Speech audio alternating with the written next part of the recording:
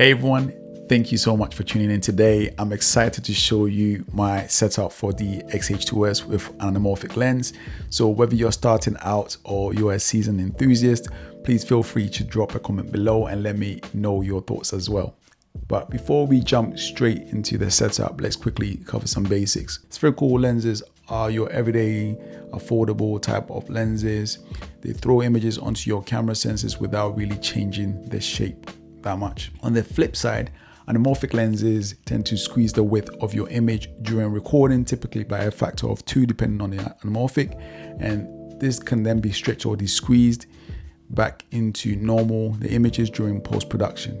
Anamorphic lenses are famous for their cinematic qualities that you've probably seen in many films, that super wide side angles, those black bars at the top and bottom screen, and also that detailed wide field of view, dramatic shallow depth of field, and also the beautiful bokeh and flare qualities that you see in classic cinematic look. In today's video, I'm going to be using the Sirui Saturn 35mm anamorphic lens with 1.6 times squeeze on my Fuji camera. So stick around as I walk you through the quick camera setup process, and of course, don't forget to like, comment, and share your experience as well. Let's jump straight into setting up your Fuji for the anamorphic lens. Since there are no electronic sensors connecting the lens and the camera, the first step is to enable your camera to shoot without a lens. This is a rookie mistake that we all do, unfortunately. Without this, your camera won't record or capture images because it thinks that there are no lens or there is no lens attached to it. So follow these steps. Click the menu button, navigate to the setup, which is like a wrench icon. Select the button or dial settings, turn on shoot without a lens. By doing this, you tell your camera that it can operate without a lens, allowing you to proceed to set up the manual anamorphic setup. Now, because there are no electronic sensors, as I mentioned, you need to manually specify the information of that lens to the camera.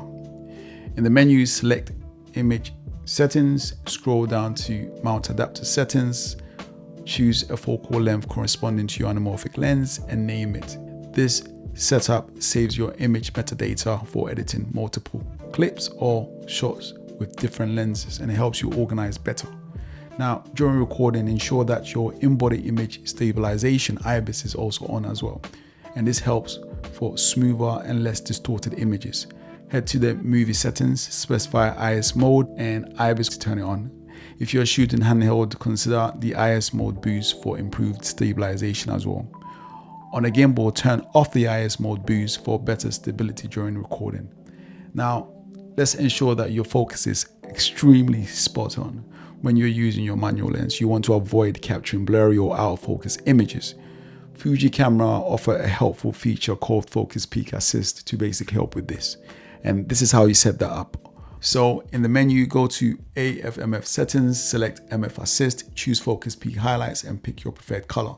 In this case, I chose red and set it to high for better visibility when I'm adjusting the focus dial. Also turn on your focus check in the same setting. This lets you use the rare command button for focus checking when you are recording as well.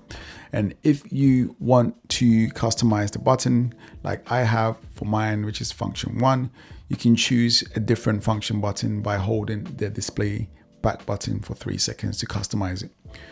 For the front function button that is at the bottom left of your camera, set the focus mode to manual. You can also make these changes in the menu settings as well.